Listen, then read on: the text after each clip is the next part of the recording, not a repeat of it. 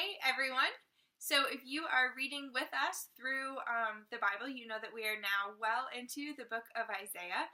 And so today I'm going to break down a metaphor from Isaiah chapter 2 that came up in a dinner conversation with a couple of friends, a couple of nerdy friends of ours this past week. But before I do that, just some clarifications about the book of Isaiah. Isaiah is a dense book full of mostly poetry. And if you're reading through it with like the Bible in a year or a pace similar to that, you are bound to miss a lot of stuff. Hopefully you'll get like an overview of the book of Isaiah about prophecies about the Assyrians overthrowing Israel and the Babylonian exile and then the invasion of the Persians. And you also pick up on prophecies about a new era for Israel, one that's defined by peace and that's ushered in by God in the form of a servant king. And there's a lot of poems about that and also hints about that through the book of Isaiah, which is awesome. But really, Isaiah is meant to be read not in a month or a couple of weeks or even in a year. It's meant to be read slowly and then reread and read again and again for the rest of your life, for you to start to understand what's intended by all of it. The poems in it, they're super imagery packed, and you are meant to just slow down and meditate on them, kind of like a cow chewing cud, just supposed to like keep on chewing it to get all of the rich nutrients, all of the rich meaning out of it. I even took a 3-week course on the book of Isaiah by a seminary professor, and I feel like I hardly even have half of my pinky toe in the ocean of how awesome it is. So that's not meant to deter you, but meant to encourage you to keep on looking into it because it is profound. Anyway, so here is the passage that we're talking about today. It's in Isaiah chapter 2. And this is kind of an introduction into this new era that God is going to usher in for the Israelites after a season of judgment, but what's going to come after that is God's new kingdom, I guess, for Israel, where it's no longer defined by people forgetting about the poor and the orphans and the fatherless and forsaking the widows and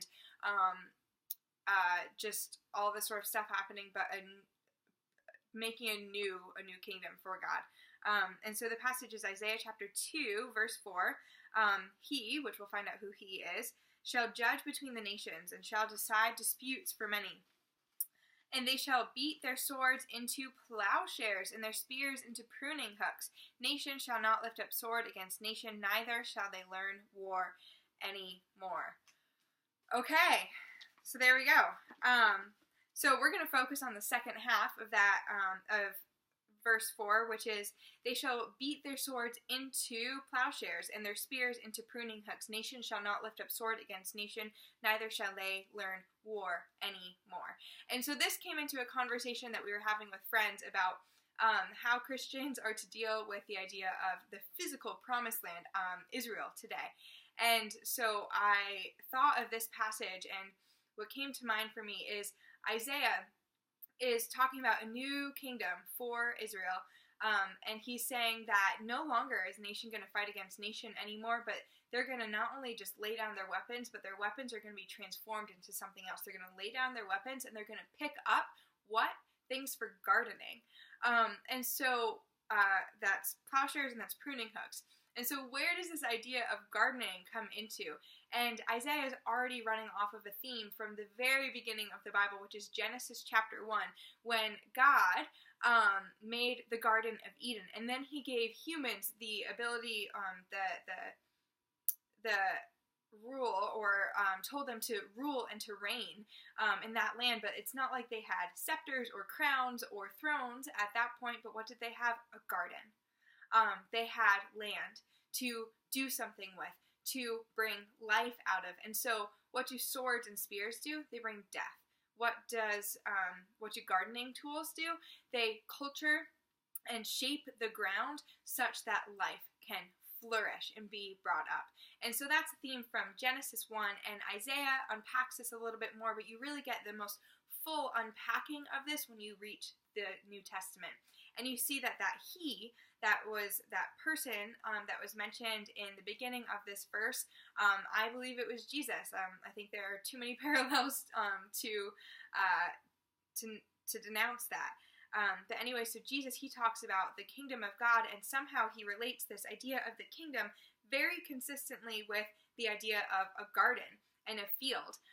He even talks about in Matthew chapter 9, I believe, in verse 28 or something like that.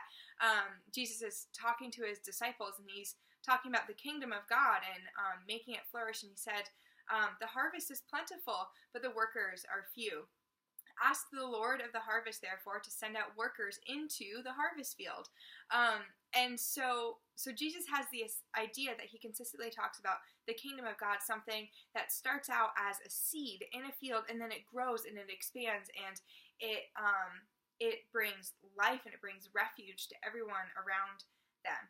And so what does this look like? Is Jesus someone who this verse applies to beating swords into plowshares and spears into pruning hooks? And I believe absolutely it is.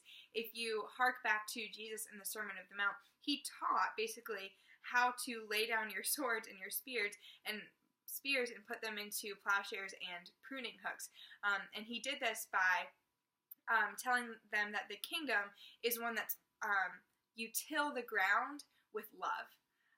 You lay down all of your weapons and all of your desires to vindicate yourself and to fight for your own cause, and instead what you do is you plant the seed of love in your enemy's heart by praying for them and by giving to them and by not judging them and by doing everything that you can for them. And Jesus exemplified this by laying down his life for his enemies and then taking it up again at the resurrection, bringing new life. But another example of this is the one that came up at dinner the other night when we were talking about the Promised Land. And so I think Jesus really put this into action during his life, teaching his disciples to do that. So Jesus called, in the midst of his 12 disciples, he called two people, Matthew, the tax collector, and Simon the Zealot. Not Simon Peter, but Simon the Zealot. And so at that time period, right, Jesus was entering into a place where Rome was ruling over the Israelites. And people thought that Jesus was going to be the one to overthrow Rome. But he was like, no, I'm reframing what you think I'm going to do. I'm actually telling you to lay down your swords, and something totally new is going to happen. Here's an example of what it's going to look like. I'm going to call Matthew the tax collector. He's someone who has submitted to Rome's rule that oppresses the Israelites in really violent ways. And I'm going to call this guy named Simon the Zealot. And Simon the Zealot was someone who had a political zeal for the revival of the Israelites. And he would do that through force. It was kind of, I can't think of a modern example, but for example, people who maybe are fighting for a certain cause, but they do it through violence, and that was Simon the Zealot. And so Jesus called Matthew the tax collector and then Simon the Zealot and said, hey, both of you guys are going to be my disciples. So do you think that they got along very well? Probably not. They had two very different ideas on how they were dealing with Rome's rule. And Jesus didn't say, yep, you're wrong, Matthew, but you're right, Simon. We're going to fight for the Promised Land now. Jesus said, no, I'm reframing your idea of what the Promised Land is about. The Promised Land, the kingdom of God, is not something that you're going to achieve by bringing death. It's not even something on this earth. Colossians chapter 3 says, set your mind on things above, where Christ is seated at the right hand of God. Jesus said, seek the kingdom of God first, and all else will be added unto you. And he wasn't talking about a physical plot of land, but he was talking about an expanse of life, of the kingdom, and that was achieved by laying down your weapons, your swords and your spears, and then taking up gardening tools and becoming a laborer for the harvest of the kingdom of God, which is meant to be something that grows and sprouts exclusively out of love. So there you go.